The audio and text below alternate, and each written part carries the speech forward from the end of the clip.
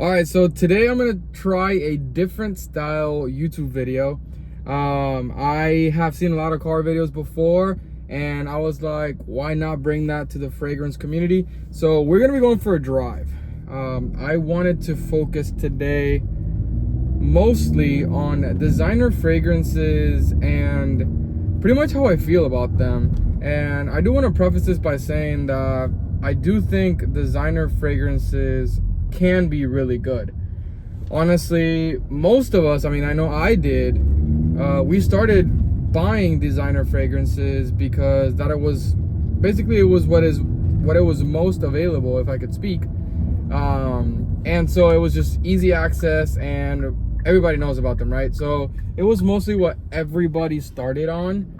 And so obviously there are some really good designer fragrances, but I want to talk about the current state of what these designer houses are doing, and they're kind of taking away a little bit from perfumery, in my opinion, because I feel like they are just essentially money grabbing a little bit. And I'm not trying to say that some of the new flankers aren't good, because there are some of the flankers that are really good. Like one of the ones that I really like is the Hugo Boss Bottled Absolute. I think that one is super solid and it smells really good. Like it feels like somebody actually took their time with that fragrance. But some of the other ones, like, you know, for example, I just bought the new JPG Absolute, and I don't know what to expect yet, but from what I hear, it is super similar to the JPG Elixir, but it just has like a couple just small little minor changes, which, I mean, it's cool and I'll still buy it. And unfortunately, like, I'm gonna still do a review and it probably is still gonna sell thousands of units. But I just think that it is a little bit like almost sad in a way, right? Because I don't know, I feel like they're just essentially money grabbing, and so there should be a little bit more time spent on creating something that is truly good so that people can thoroughly enjoy different things. And with that same topic, I think that, you know, these Middle Eastern houses are actually really good for the industry, because yeah, you might argue like, oh well, they're only dupe brands, like they're just copying people, they're copying somebody else's work. But they're really challenging, you know, designers and honestly niche perfumery. I do think niche perfumery is a little bit on its own thing. Like, I don't know if you can really compare niche perfumery at this point, but I do think that this Middle Eastern houses are really, like, you know, basically creating a challenge for these designer houses, because honestly the designers kind of have what I consider to be a quote-unquote monopoly in the industry, because since they're so big, they have such a big corporations and companies behind these brands, then, you know, they can kind of just get sloppy. They can kind of do whatever, and they know that they're still gonna sell. So when you have somebody in the market coming in with like really good quality stuff at like a super small fraction of the price, I think that it's good for the industry. And whether you're on the side of like you like Middle Eastern brands, or you're on the side of like, no, they're not ethical, or whatever you want to say, I think for both parties it is still a really good thing that there are other companies challenging other brands, right? Because that means that they're gonna have to come up with something better to be able to compete in the market. Otherwise, then they're just gonna lose profit, right?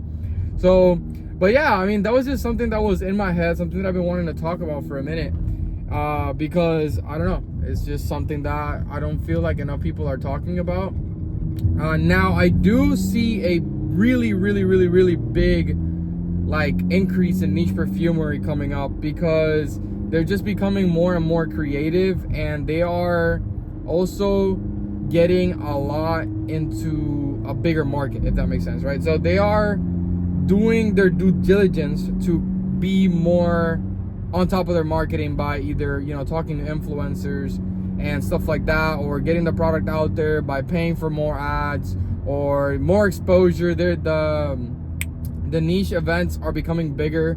Like, more people are finding out about these niche brands, which I feel like the average person has no clue what niche perfumery is. They just don't know. most people that I've talked to, especially when it comes to fragrances, that I've told them anything, their initial thought when I say cologne, perfume, fragrance, they're thinking Dior, they're thinking Prada, they're thinking, you know, Jean Paul Gaultier. So they're not really thinking about these niche brands. And I think because of the market, how fast it's growing, I think that niche perfumery is also going to become very big. And I kind of hypothesize that if these designer brands don't step it up soon to change it up, to create something better that isn't just another flanker, I do really think that it's going to become Middle Eastern fragrances versus niche fragrances. And that's going to be it. I don't really think there's, you know, there's designers. I mean, of course, they're still going to be at Ulta. They're still going to be at Sephora. But they're just simply not going to be able to have as many sales, because right now, all these other, basically, these other companies, from whether it's Middle Eastern brands or niche brands, they're going to become more accessible in the market. And they're more accessible, then more people are going to buy them, and they're going to find no reason to go for the designers, especially when I feel like, man, a lot of these designers are just staying way too far behind when it comes to scent. I mean, some of the newest releases, like, for example, I mean, and I don't want to say that they're bad releases, but, you know, for example, the Stronger With You Parfum that just came out, I tried it. It's super good. Arguably one of the better ones on the line. But again, I'm still getting that same DNA. It's still that same vibe. I'm not getting anything exciting. I'm not getting anything new. So people are going to talk about it. Sure, they're going to talk about it for the first month. And then it's just going to like fall apart because there's nothing else to be said. The DNA has been talked about so many times. It's not groundbreaking. It doesn't add anything to the culture. So I don't know. But anyways, I do want to hear from you guys what you think about the current state of like the Middle Eastern brands, the designer, you know, with the flankers. Do you like the flankers? Do you not like the flankers? I want to hear your thoughts on that. And then talk to me about niche perfumery. What do you think about the fact that some of them are becoming bigger and some of the scents are starting to become a little bit more basic? I would like to hear your thoughts on that as well. Anyways, guys, let me know if you like this type of recording as well. I just wanted to try something different, something new. Let me know if you like it down in the comments. Thanks for watching. Consider subscribing. If you like the video, make sure you drop the like. And then I got all my other socials down in my bio. Thanks for watching, and make sure to follow Tony for more.